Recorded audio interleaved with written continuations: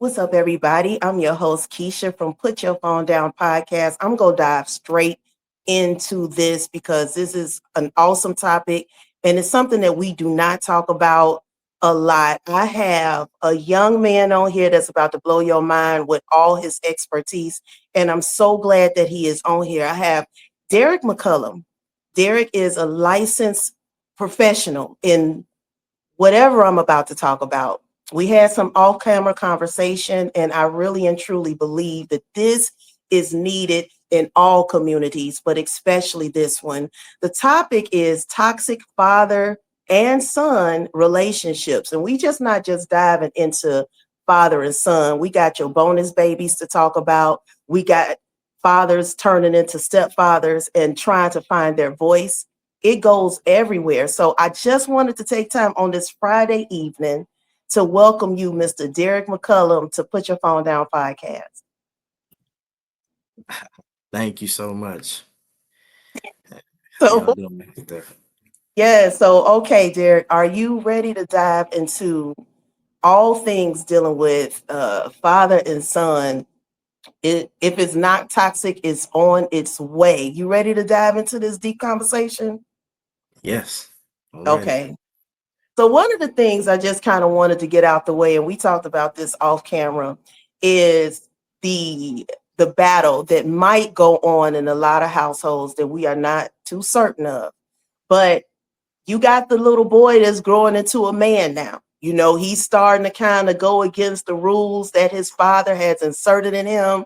His father already has his life planned out. He want him to go and be a carpenter just like him. But the Hmm. young man is growing up. He's hanging around maybe the wrong crowd or maybe a crowd that his father does not approve of. So there's a change in the dynamic. All of a sudden, you go from this is my little boy to we are being estranged. Is it some kind of tools that you can help the estranged father and son kind of at least mend their fences or meet in the middle?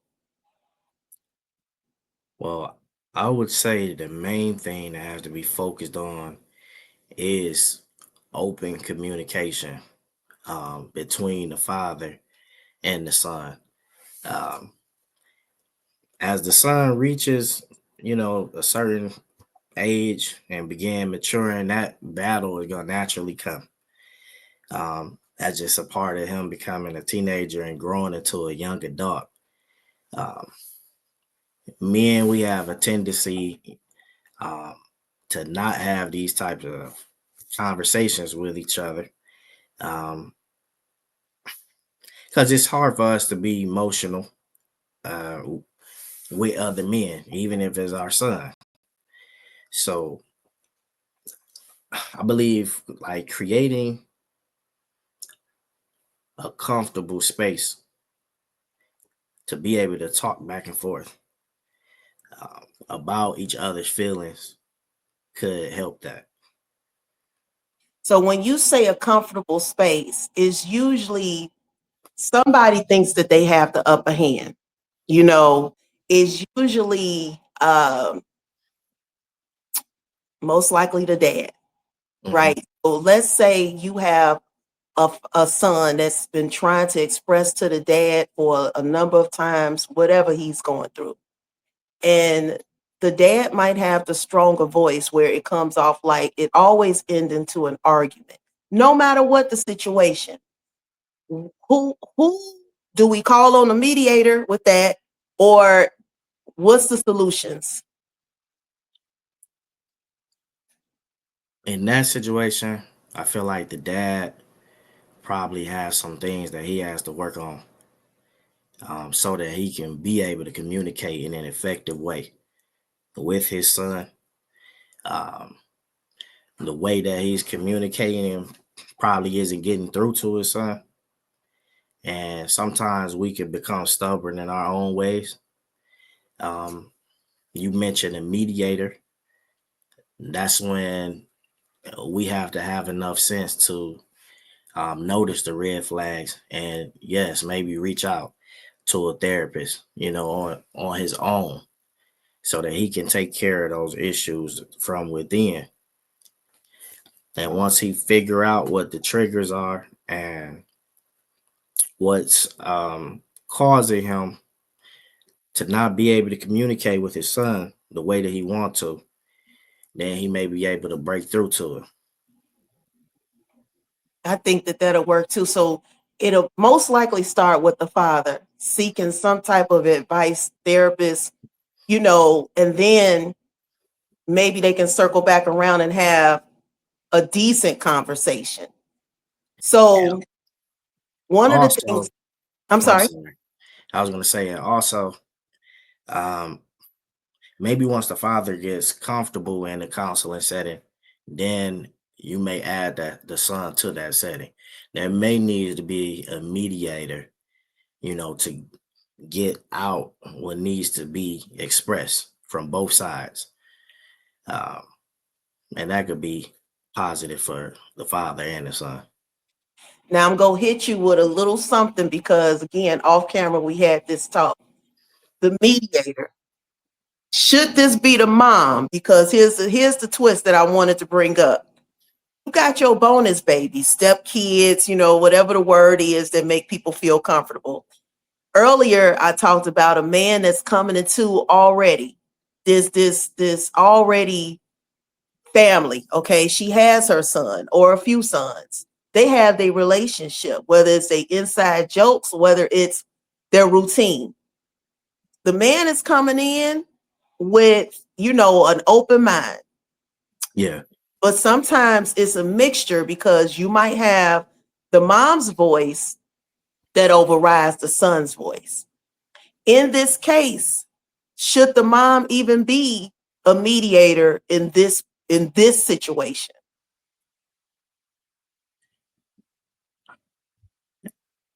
As a stepdad coming into a situation like that, um, if she can be a mediator without biased judgment, yes. If she can make both sides feel comfortable, feel like they're both being heard, and make it and show that she's not choosing a side, then she can be. But my advice would be possibly to go to a therapist, somebody neutral, um, that can help them express themselves and tackle issues that may be there that each one may not have known was there. That's a lot of different things that could possibly be an issue with that family dynamic. Stepdad, he's coming into a family where he wants to be accepted. Son has a father too, so he may not respect stepdad just yet. There's a lot of different issues that could be present, and so that's why you do need like professional help, just so that feelings can be expressed. We Black men don't express feelings like that. It's not common. We don't have safe spaces like what you said at the beginning. Um, this is something that I hear from clients all the time. Um, when they do share things with people, it get thrown back at them negatively. So they carry that and they hold the burdens inside, and um, it lead up to blow ups and responding to things in a negative way. So I think professional help, speaking to a counselor about the issues that they feel are present, it could be intimidating for a stepfather to talk to a mom or a stepchild about issues that he feels because they're unique issues. And I'm speaking from a personal standpoint. I'm a stepfather. Um, I My daughter is 11 years old. I came into her life when she was 2, so I've been there since she was 2 years old. Um, there's a lot of maturity that has to be present for you to make that type of family dynamic work, especially if the child's father is still present in the family. There's things that you got to get used to. Men, they're territorial about their women, about their children. But if you're a stepfather, you got to share that spotlight um, with that other father if he's present. And sometimes we're not mature enough to accept that. um, in my case, I felt like I did a pretty good job, but I know that I know I had to be mature. And me and my wife were going on 6 years now. Well, no, we've been married 6 years, going on 7 years. So it's a process, and you got to get used to it. You can't be scared to have those uncomfortable conversations with your significant other, because at the end of the day, you're trying to create a family unit. And if the communication is not there, and it's not going to work. Yeah. You could prolong it, you know, it could work for a minute, a few months, a few years. But if you're not honest with yourself, if your family not honest, and you're not open, and communication is not there, then it's not gonna work. Yeah, I appreciate you sharing your story because that's a mouthful. When you inserting yourself and you want to be a part of the family, it's kind of like you got to find your flow. And sometimes that ego, like you said, if Mhm. you weren't mature, the ego can go 1,001 places. Sometimes when you are entering in, being a step, this child already has their own relationship with that side of the family. So Mhm. let's say you told little such and such, hey, no, your grades aren't good. You cannot go to the park. You got such and such that can tell mama, auntie, uncle. If that's who they've been listening to, Mhm. guess what? Even though you were right, it's almost like you start fighting within your house and outside your house just to get your voice heard. And I'm seeing a lot of men struggle with that, because you mentioned men being territorial, but you have some women, listen, they go crazy about their sons. Okay. We got Definitely. Sherie coming up next to talk about the women and the girls, but women go crazy about their sons. Like it's a whole different environment, it's a whole different relationship. So yes, you could say two, three things, but it's like, I know you're not talking to my baby like that. Well, let me talk to him. Yeah. And then sometimes, this is just me asking for the people on the streets. I got a few anonymous questions kind Mhm. of based on that. So I like the fact that you inserted just a mediator. But if the mom is not fair, let's go ahead and bump it up a notch, and maybe mom shouldn't even, do you suggest she even sits in those meetings, or have it with the father and the son or stepson or whoever? Well, it really depends on, because we just talked about the whole, stepfather dynamic. It depends on what the issues are, because dad is trying to, insert himself into the family. Um, and the mom, like you said, y'all always gonna take care of your son. So it's sort of a power struggle there, but that's where the communication comes um, in the family dynamic. There's got to be conversations that may be uncomfortable about barriers and things like that. If this couple is serious about making this a family unit and keeping it a family unit. If the father and son were to fall out, and I'm talking about nasty, um, whose job is it to reach out? Is it the son who believes in what they believe in, or is it the father? I'm gonna say it's the father. Now, whether the son accepts him reaching out, that's a different story.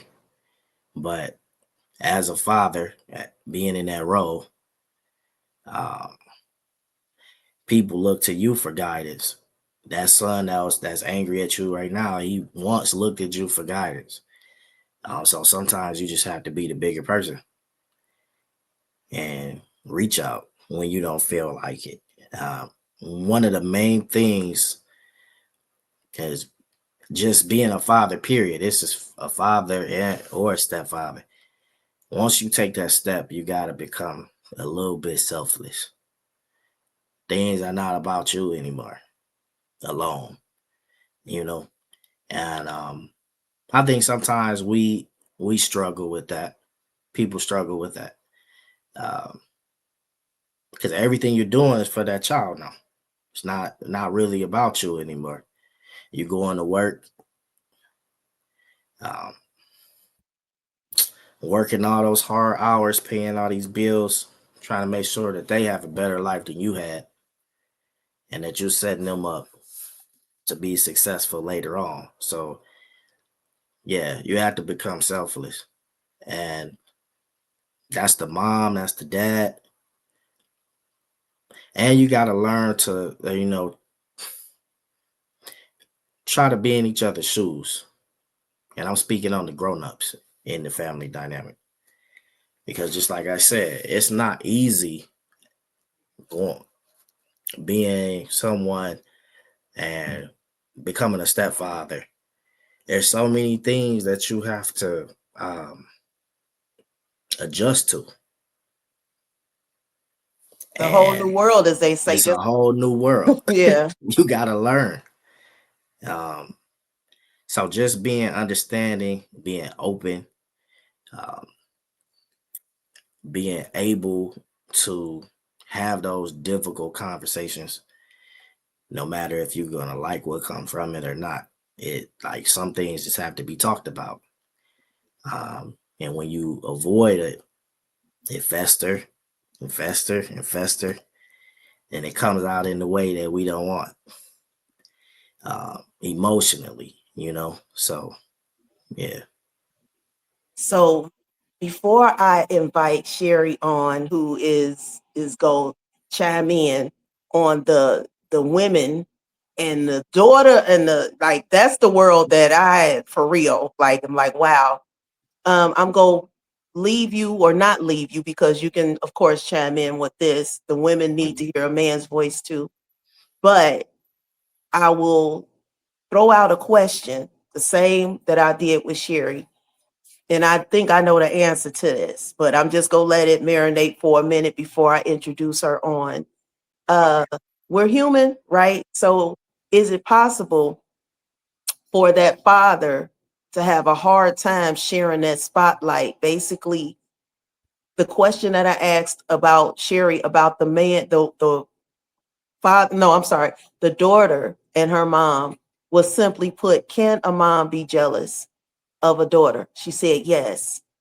My next question to you is, can a father look at his son and become jealous? So before you answer that, because it's a cliffhanger, I'm going to invite Sherie Posie in and we go have a whole powwow, great powwow in this discussion. So hold on tight. Okay. Okay. The Hello. gang is all here. Hi guys, how are you? Yes, yes, yes. So how are you? I am wonderful. Thank you again for allowing us to come on your podcast and kind of share a little bit about what we do. Now I wanna thank both of you. It's like, so many people was responsible for having this happen, and I'm so forever grateful. We had a great first segment, and I think we just got, I reference everything to food. I think we just put the spoon in the pot of greens and we got it like twirling and we got it good. We got it good. We got the greens good and tender. Okay. Before I chimed and clicked you on, I left Derrick with a cliffhanger, and it was the same question that I asked you. And I said, wait, we go let it marinate. But what I asked was, Derrick, is it possible for a father to be jealous of his own son? And then you will go hit me with that response. I'm going to say, in certain situations, yes, it can be possible. One of these situations would be going back to that family dynamic. That's if the husband doesn't feel appreciated and his love languages are not being met by a significant other. So, if for example, let's say a man's love language is touch. Nothing too physical, just touch. He might want hugs and things from his wife. We know with the way the world is, wife probably working, he's working, coming home, everybody's tired. Sometimes the wife don't feel like being bothered with the husband. To her, she don't feel like it's anything. To him, it's deeper than that. He walks around all day and go through struggles that he doesn't share with anybody else. So when he comes home, if he felt like he need one hug or a little bit of affection, to wash away everything that he been through for that day, and then he don't get it, and then he see his son get that affection, he could become jealous. Another way that I feel like a father can be jealous, it goes back to maybe like self-esteem, but maybe his son has, which is all sons supposed to exceed what the father has done, but maybe he don't realize that he had a lot to do with that. That he has put his imprint on his son, and the reason why his son has made it so far is because of what he put in him. If he doesn't realize that, he may feel a little bit jealous of what he see going on. If that hasn't been expressed, and that is regular in our community, sometimes we just feel like the people should know. We don't speak about it. His son may have never told him, like, Dad, I appreciate you for everything you put into me, and the work that you put in so that I could become, and be doing what I'm doing today. If he ain't never heard that, then he may be looking at himself like he failed, or I didn't have anything to do with this. So these are all Mike, conversations that happen, in my opinion, behind closed doors. I'm gonna ask the both of y'all because the examples you used, especially the first example, that's on some real stuff. Like, I've heard people like straight up talk about, they don't use the word jealous, but they can use an example and you can put that emotion wherever you want. And some of that example of which is what you use, like, look, if I've been at work all day, why is your attention on gaming with your son?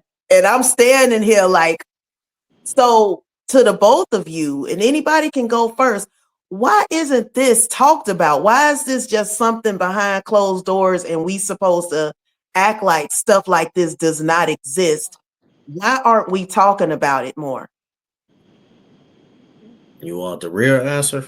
Yes. What's the real answer? Men are not gonna talk about that in today's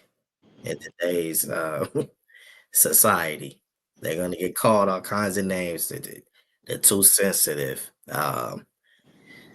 Just think about it. You jealous of your son?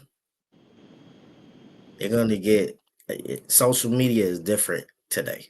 Like, So now, not only do you feel this way, but it may hit the internet. You got people talking about you, make you feel even worse for you feeling this way instead of people trying to understand the real root of why you feel that way. Sherie, you got a chime in with this one because I like that. Yeah, I very good. I agree with Derrick.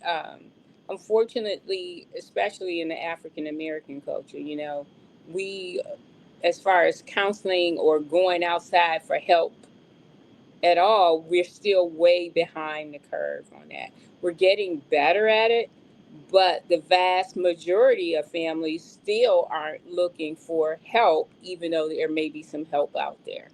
And so that's like why Derrick and I are here. We want to let people know that there is help out there. He's right, though, so we don't want to say anything. And the culture with social media, if you are honest, you're going to get dogged out, put down, and everything. And the other part about men, this idea of what it is to be a man, um, being challenged if they were to be honest and say, I'm jealous. Why Junior get more attention than I do? You act like I'm not here. The mother, you're like tired, and moms, as a mom, you're like, oh, your kids, yay, I'm glad to see you, because your kids gonna pull on you and need hugs, and you hug and kiss them and all that. But sometimes then we forget our husbands or our wives, that partner. We have, push them off this side. Yeah. Well, then that can cause some issues. And then the stuff about some people's parenting. You may be married to somebody and your parenting styles are different, right?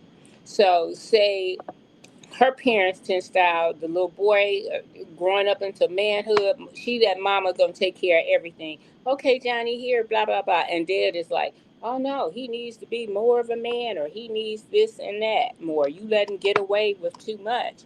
That can make a rift between those two and Mhm. cause an alignment between mom and son, for example, where mom is almost treating her son as if that was her husband.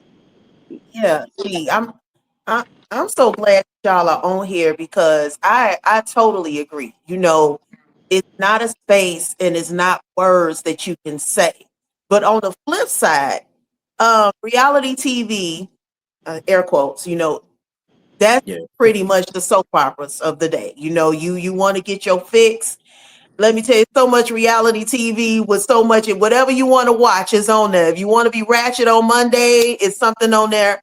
But the point I'm making is sometimes you can watch a reality TV show and the mom and daughter are beefing. The mama don't like the daughter. And it's talked about.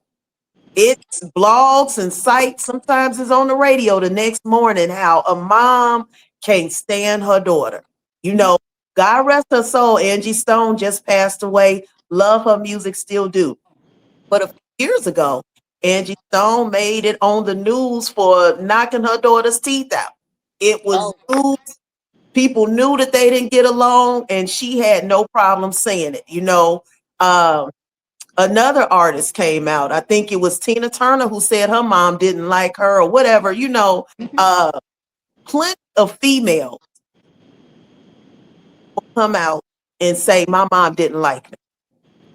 Or you can have women who publicly say, "Hey, I didn't like my daughter."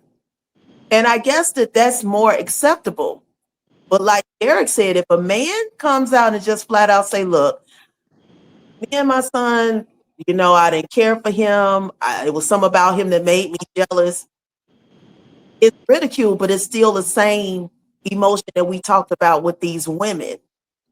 Why is that space created again?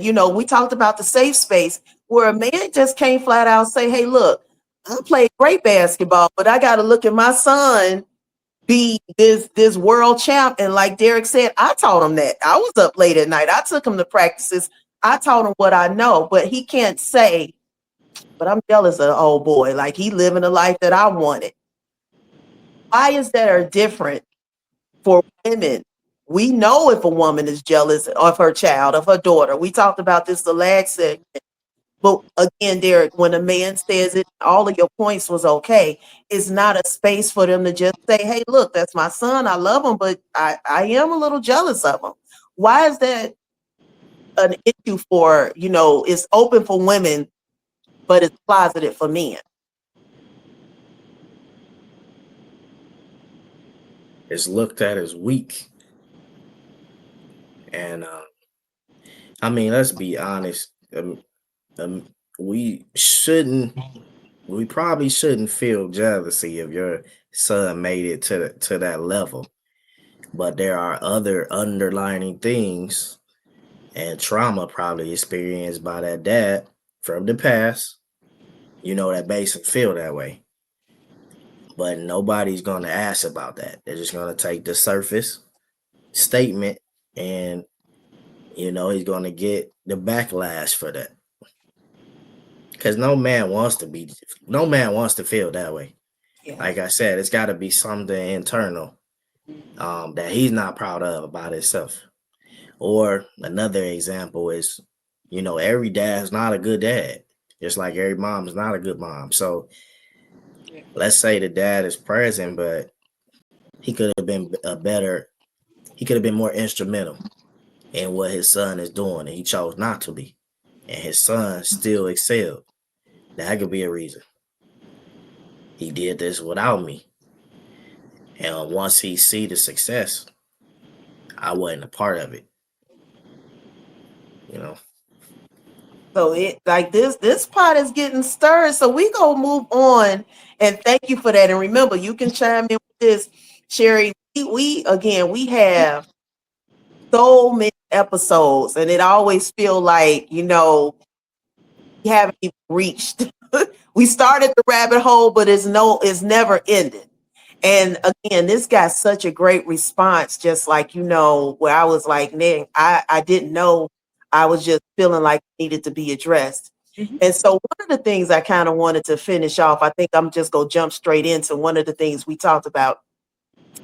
When is it, or is this considered jealousy where the mom cannot let the daughter have her shine? So, for example, when your daughter starts developing, let's say you was making the style back in the day, like you had it, the knees, the hips, the flat belly, all of it. Okay, couple of snacks here and there, and a few kids. You walking around seeing your daughter with that shape. You not there. So the daughter walks around with your shape, sometimes even more shape. Mhm. When people start to compliment the daughter, the mom has to insert, oh, well, she got that from me. This is not once, twice. It's all the time. Mhm. What box does that check? That is someone who is insecure in themselves. That is someone who probably the only thing they valued about themselves as a woman was their shape. That was their claim to fame, and they felt like they didn't have anything else. And then that's what they got attention for, that's what they were known for. And then when their daughter is getting that attention, then they become jealous. There is the thing, like when you see, as a woman with daughters, and you see your daughters have some of your similarities that you had, like you said back in the day, you was like, oh yeah, she got that from me. There's a way to say it with some pride, like that's my baby, that's my daughter. However, there are some women who still want that attention. Sometimes, they sometimes it's because maybe they didn't have very much of a mother-daughter relationship to begin with. Not everybody is prepared to be a mother. Not everybody is a good mother. So maybe they had more, maybe she was a young mom and they have more of a relationship that's kind of like sisters, where they're growing up or grew up together. And it could be that they don't have that distinction. Just as with most fathers, the majority of fathers wouldn't be jealous or upset with their son about what they do, and they would take pride in it. But if you didn't help um, facilitate that, her growth in whatever kind of way it is, then sometimes, they'll feel that way. They'll feel some kind of jealousy. What about me? Why am I no longer in the spotlight? Because I'm used to being in this, at least in that area. It's disappointing in any way, but for women, it makes all that kind of stuff makes good reality TV, or these shows that make women look catty and uh, just shallow. I agree. Sometimes though, just you know, I'm looking at mother and daughter dynamic. I'm a daughter, and I see my mother now as a grown woman, not the little girl. And there are times where I'm like, hold on, sis, pump the brakes. I'm grown. You know, Yeah. I'm good and grown. Like I got AARP coming or in the mail like clockwork, okay? But sometimes, just sharing a little bit of what inspired this podcast as well. Mhm. It's this, I don't know, it's like this veil, like that my mother, uh, I think she has a hard time accepting, like, okay, you are good grown. You, as a kid, say I'm big age, like Mhm. I have tried to get her to see the difference. Hey, I'm grown versus I'm your daughter. It's kind of it's a battle for me. Mhm. Is there any advice for me? I'm gonna get me some free therapy up Yeah. in here from both of y'all. Is there any advice that I can take with that? You, you want to go first, Derrick? I know I'm looking for one of You y'all. put Like, him on. help He me. said I put him on the spot, right? I don't think what I'm about to say is advice, but from what you describe, every you always gonna be your mama's baby. That's just how it is. But I know what you're saying. You want that respect. You're a grown lady, but in her eyes, you always that little baby that she had in her arms. Yeah, I think I'm about 9 in her eyes. I'm like, girl, Mhm. girl, like I'm grown, you know what I'm saying? Yeah, it's okay. So I can see it from both ways. I know what it's like to be an adult daughter, and how your parents talk to you sometimes, and you might be like, what? Did you not know I was grown? I got my own house. Why are you Where's the talking like menu? this? And things Where's the like that. memo? Right? Did you not get that? So that sometimes happen. I think that's part normal. Just the part of it is the shift in dynamics, where your kid, is here, and then they're here, and then the kid gets here. It feels like. But in a parent's mind, it's always like, no, I'm still here. I don't care how old I am. I'm still right here. And where's the respect for that? So that's what a lot of times parents did, especially older parents now, more traditionally ran households where that parent, they had rule with an iron fist, what they say goes. So then that dynamic doesn't change. And they do, a lot of people, especially in our culture, I think, have this dynamic where if somebody is your elder, then they automatically deserve a certain level of respect. And there's needs to be some balance with that. Yeah.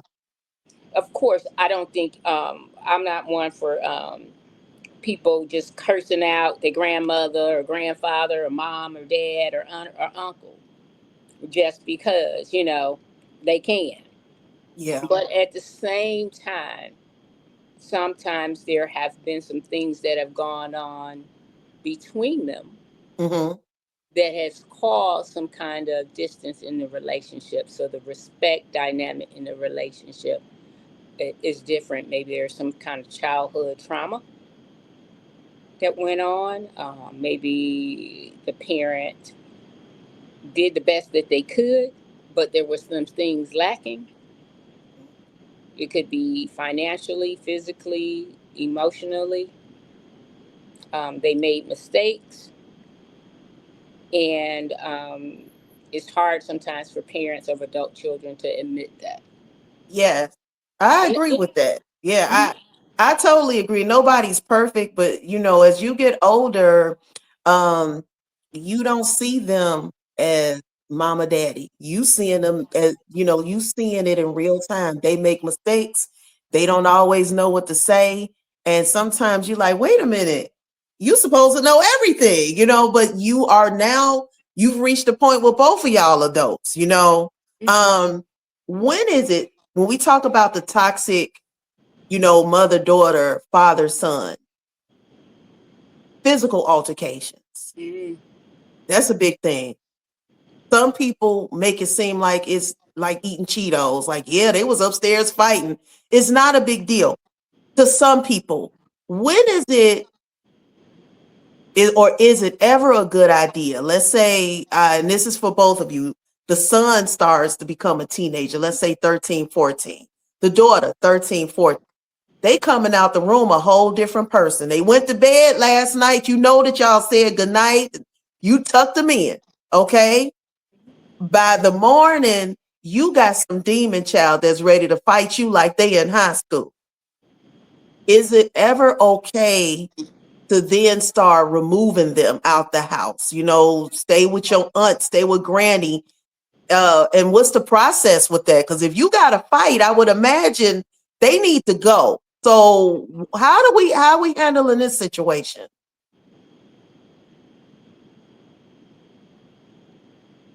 mhm, Anybody, either one of y'all. The father is fighting the son. mhm. The daughter then beat the mama then beat the daughter down, vice versa. Sometimes the daughter got some hands too. But do we ever want it to get to a point where it's a physical altercation and nobody in the family is ruffled? Nobody is upset because this happens all the time. So it's past No. verbal, it's physical. When does the child get removed? And I'm not talking about by calling in the big folks. Sometimes we avoid that. When is it okay for either you to move out the house? Sometimes you gotta go, or you are removing that child into another safe space because you just feel like I'm gonna kill him. So what's the process in removing your child or you removing yourself out of the house for a while? And what's a good time frame for them to return? Let me start off saying that's a complicated question, very complicated. Um, is it okay for you to have to fight your child? You fighting your child on like there's somebody out on the street? No, it's not. It's not. Does it happen? Do things go too far sometimes? Yes, it does. Um, I would think, though, that whether the child be moved out of the house, that's a delicate situation depending on where they're going. Number one, where can they go? This is a safe space. And what is going to happen next? Are you going to try to repair that relationship? Is it something that you can move past?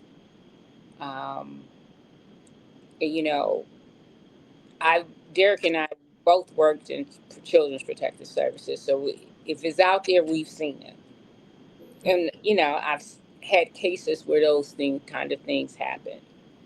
The goal would be to try to for reunification of the family if possible, but that really needs to happen if there is counseling mediators getting in there to find out what's the true root of what's going on. Uh, I also feel like if it has gotten to that point where you're fighting your kids, your kids are fighting you, then the interventions that should have been put in place early is too late. There should have already been some conversations had, maybe family counseling, and the stigma is we keep everything in house. Yeah. We don't want to put our business out there. We don't want to tell our business to somebody and be in that uncomfortable space. But sometimes those things are needed. And as far as like taking her, to me, the safety plan, that's what we would call it. That could be a positive thing. But if it's a safety plan just to let you guys cool down, and then there's no action behind when the kid return, then it's an empty safety plan. You're not accomplishing anything. You're basically creating a, a behavior of when things get heated, I'm out of here. hmm So when we try to get these families together, sometimes the adult. Now, I know this is all about trying to blow uh, or rip the band-aid off. This is my only goal. I'm trying to think of so many questions for you all because again, you all mentioned this is that hush stuff, and I've made too many episodes where I've made it real clear we need to go ahead and bring this stuff to the forefront. So Mhm. when you see, parent getting physical with their kid, sometimes it is that parent. Sometimes, and like you said, we can go, it's such a complicated situation anyway. But Mm. that child could look like somebody you truly dislike. Child could have the habits of somebody you dislike. Child didn't ask to be here, but as soon as you place eyes on this child, he is the enemy. Okay, so it doesn't matter to me when you see a child, try to do good. Try to, okay, because I know that somebody grown does not like me. You know, so they doing all the steps. They making grades. They trying not to talk back because it's something that they feeling in that household. Mama don't like me, and they not making it up. Eddie don't like me. They not making this up. Uncle who. So in that case, when the child has begged and pleaded, please get me out the house. Um, do those relationships ever see repair? Like, let's say the child has grown up now, they really don't have a relationship with them. Have you seen cases in like that have a repair where they are close again, or is this something that's just kind of dead? They had to be both parties got to be open to repairing that relationship. It can't be one sided. And it takes maturity on both sides because that's trauma for each one of them. For sure. So it can be repaired if they both want it. And it will also probably take both of them separately having their own healing and recovering from the traumas they have both experienced that allowed them to get to that point. Both the parent and the child doing it. The kid, like you said, there are some kids who are happen and the parent is going through whatever they were going through and they snap, they lose it, and they treat the child like they were an adult because maybe they are as big as an adult or they think they're acting as an adult. It's not okay, but usually that parent has been going through some stuff right then too, right? And so they need to figure out what is going on with them, what happened, how they get here, and same for that child, the how they must have felt experiencing that from this Hmm. person who's supposed to make you feel safe, make you feel love, and when we don't, we fail them. Yeah, because Yes, and kids then you will, go to join. kids will know. Hmm. Yeah, kids will know. And sometimes some adults may fail the kid because when they first start off saying, It doesn't even have to be physical. Nobody is touching them. It's just that they say, "Oh, that's my aunt such and such. She don't like." But everybody in the house will be trying to convince you that this grown woman, and as a kid, she treat me funny. I can't be making this up. I know that I'm well loved everywhere else, but this particular aunt or whoever doesn't like me. So um, it's so many. Like I said, it's so many ways that I can cover this. But you two are the experts. We wrap up. Is it anything that you want, let's say a step parent, let's address them first, because sometimes, Derrick, I think you pretty much painted a beautiful picture. Sometimes walking into that dynamic, you want to do the right thing, right? Sometimes you might feel like the bad guy after fighting everybody just to get your voice out. So to the step parents, bonus parents, again, whatever word they want to use, I'm going to give you two the floor, if they can become your client for the moment. What would it be something that you give them where they can feel a little bit better or at ease in that space of sharing that already built dynamic? So, Derrick, I'll go with you first. I would say just be patient with the process. Um, and when you have things on your heart that you feel like you need to speak about them. You know, like I said, these conversations are uncomfortable because you don't know. Coming from a man, this is for men or women dealing with the same thing. You don't know what the response of your significant other is going to be. But for you guys to gain that trust and to move forward, and so that you don't have any questions moving forward with you guys' relationship, you got to get uncomfortable and speak about those things, whatever is on your mind, whatever is on your heart. Because if you don't, it's always going to be there. You can hide it, you can put it away for a little while. It's always going to be there, though. And if you're serious about, creating this whole family dynamic, those uncomfortable conversations just have to be had. So we dealing with uncomfortable conversations over and over again. Sometimes I'm assuming just until there's some type of understanding, or it just has to be a conversation that doesn't end pretty much. I mean, as you're co-parenting with time, things are going to keep changing. Um, so you're right. You have to continue to have these conversations. Just like the children change. Uh,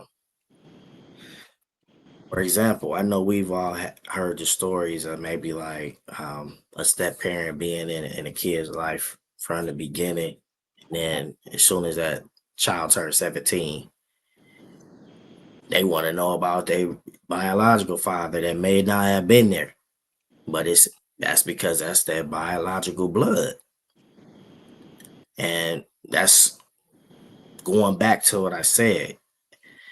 When you make the decision um, to be a step parent or be a parent of that child, I don't even want to call it a step parent, but be a parent of that child, you're making a decision to be selfless. You're making a decision to have to see things through other lenses besides your own. Every decision that you're making from now on is not just about you, it's about that family unit. Um, so yeah, those conversations just they have to happen. Okay, got a conversation. Sherie, what do you have to say about this? I think Derrick is right. If you decide to be a parent, step parent, foster parent, grandparent, whoever, caregiver, you have to understand that it's not just about you anymore. It's not. You have to. learn how to see something through somebody else's lenses.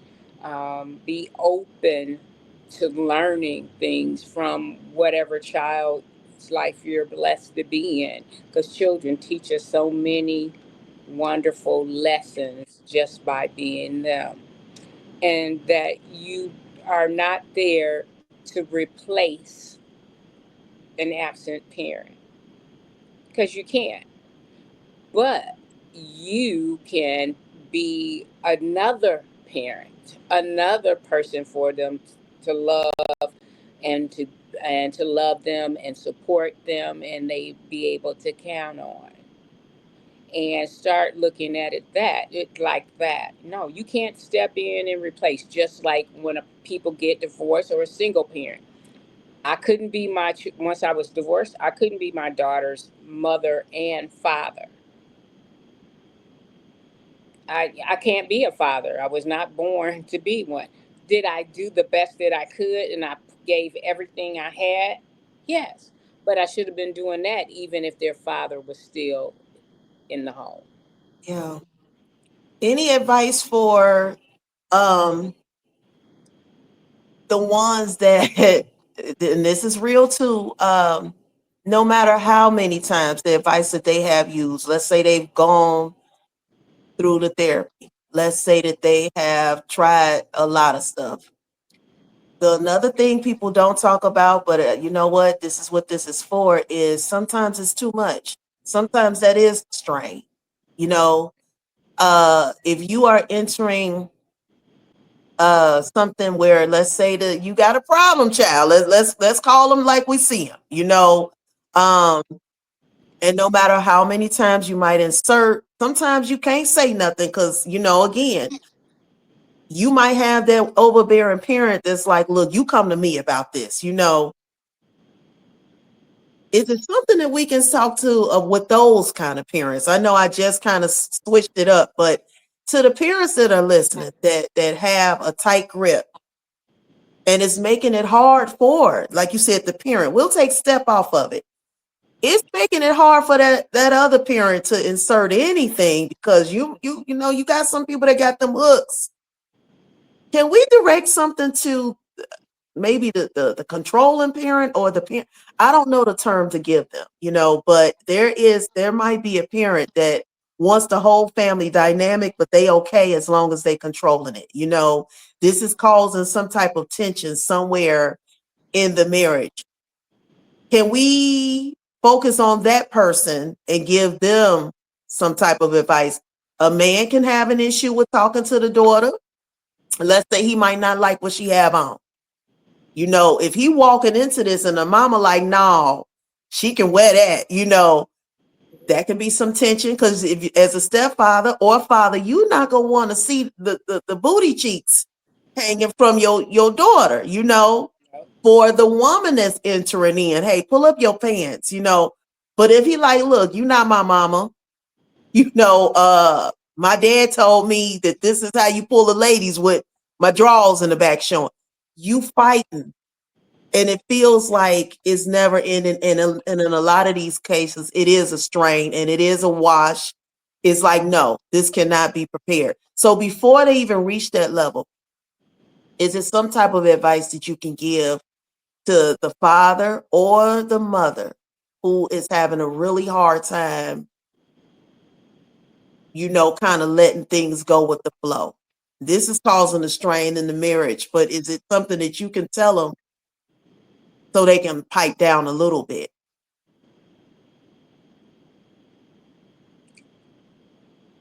Yeah, I would say definitely, whenever possible, you want to have these conversations about parenting beforehand, and learning what's your parenting style, what kind of rules do you have, getting to know your partner and paying attention before you get fully involved with that family, if possible, how you do things, and having uncomfortable conversations, having conversations between you and your new spouse.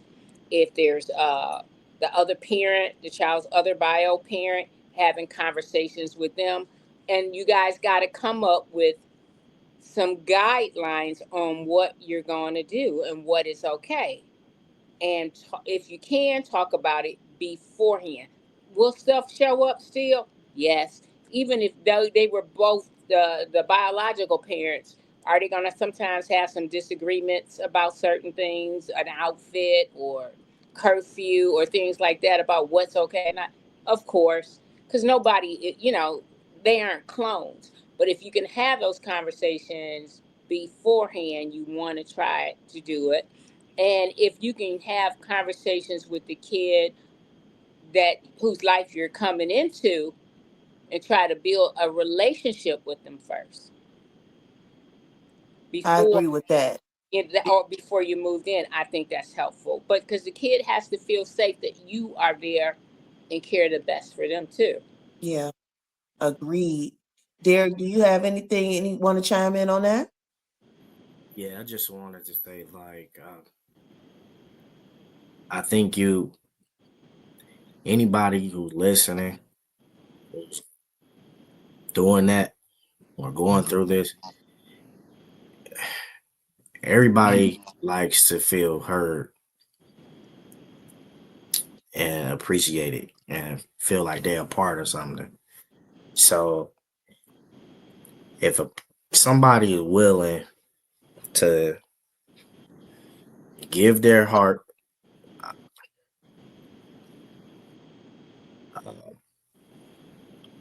place themselves in a parent role with a child, that's not biologically theirs,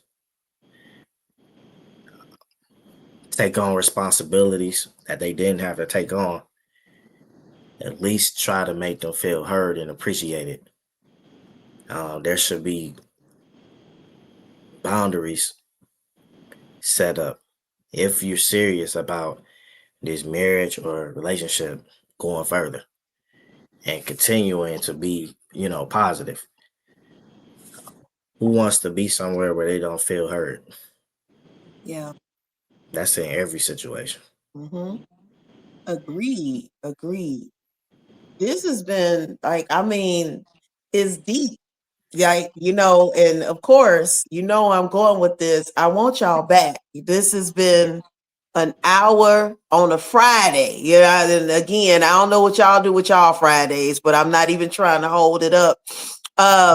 Rising Phoenix, Sherie, Derrick, what's going on? I mean, we taking new clients. What's going on with it? Oh yeah, we're definitely taking new clients at Rising Phoenix Counseling Associates. Besides myself and Derrick, um, we have Jennifer and Karen who are part of our staff as well. We're accepting new people. We offer in person and virtual sessions. We take many health insurances and of course cash pay. um, Stop on by. We have some things in the works, some groups that we are trying to get together for young people and young adults, trying to get a couple groups going and things like that. So yeah, I've got a beautiful office. Come on by and see us. We're, like I said, we're still taking people. We're located conveniently in Southfield, Michigan. um, Rising Phoenix Counseling Associates. See, I I'm would. excited about this. Go ahead, Derrick. I'm gonna say one thing. So we talked about a lot of family dynamic things today. Um, for those families who are going through situations like we discussed, um, feel free to call Rise in Phoenix. Me and Sherie, we have this special dynamic with family counseling where we both counsel at the same time, and it gives a male perspective and a woman perspective. And it's like everything is unbiased in that situations. We've seen families who it seemed like everything was falling apart, and Yeah. months later, is the perfect family. And like it's that real. So if you're listening and you've been going through some of these things, or even if you're just thinking about it, give us a call. Try us out. Uh, if it's not for you after you try it out the first session, we understand that. We just want an opportunity to help. That's it. I know that they'll love it. I know. I mean, this is what we always say, food for the soul. And it's trying to, I always say, I might not be for everybody. That's fine. It's plenty of podcasts. But I know for this one, my main goal is to feed people the knowledge and give them the resources, and if that's what I'm built for, that's what I'm gonna do. I'm not the podcast that will spread too many rumors and gossip. I don't care about that. What I care about is the conversation we just held, because somebody that might be listening, like you said, Derrick, they might even be thinking, I don't like my kid. And they just don't even know how to say it. And it's okay. You know, it's okay to have that little thought, like, but like you said, Derrick and Sherie, we can't really say it. Now, it might be somebody tucked in the family that you can call and be like, I don't really like my child. Whatever it is, I'm glad that they are getting it out versus it turning ugly. Now, when it does turn ugly, and like you said, it can come in looking like a world storm. Y'all can be like, look, I don't know. But if they keep going, I believe all members have to want it, so I believe they will be visiting Rise Phoenix and sitting up there having great conversations and getting healed and all of that, and this wouldn't be possible without you two. So I'm excited. We just covered a lot of stuff, y'all. Keisha, thank you for allowing us again to come over and come on and talk about one of our favorite things. It's our passion for healing. Yeah. We want to see people healed, and that's why we do what we do. It's our calling. We can't do anything else. Just like you are meant to have this kind of platform, and we thank you. And again, call Rising Phoenix Counseling Associates 313 293 7460. Again, that's 313 293 7460. Most of the time, it'll be me answering or returning your call. So give me a call if you want to see Derrick, if you want individual or couples or family. We're here and Yeah. we're ready. Now, before we close out, one more quick question. I know I've asked you this the last episode, and I'm not going to shy away from it. Have the numbers increased with the social media addictions? I know that you said that it was kind of getting underneath the gamers section, but now social media addiction, we talked about it, is real. Have those numbers picked up? They have. They're still growing because, well, I think a lot of it is there's some good things that happen because of social media. There's people are able to connect with people they ordinarily wouldn't have, right?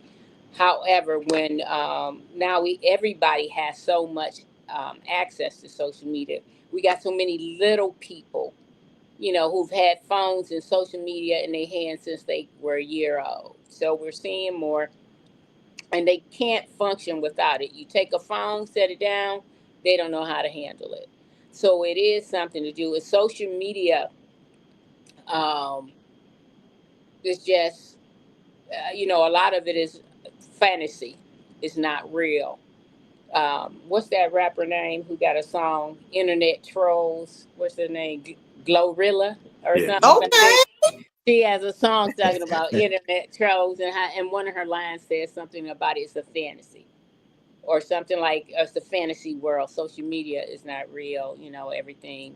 And she kind of talks about that. But people are definitely addicted. That's something we can help you with as well. How to, help your kids get involved in other things, or if it's you yourself. Yeah, I'm glad that before I left out, I talked about that, because that was what, a year or so ago we talked about that. And I can't lie, it kind of got a hold of me a little bit. I was like, hold on, what's become of me? Like I did a whole podcast, Derrick, about the social media addiction. And I was so self-righteous, okay? And sometimes you get a little bit highbrow and you be right back in the situation. So here I am like, oh no. And I barely used it. Let me tell you, whatever they putting in that TikTok juice, I created a TikTok specifically for the podcast because I was like, oh, I'm above all of this. Like I'm good. Let me tell you, for both of y'all, okay? In the middle of the night, I'll be on that doggone tick. I'm like, hold up, wait, this is me?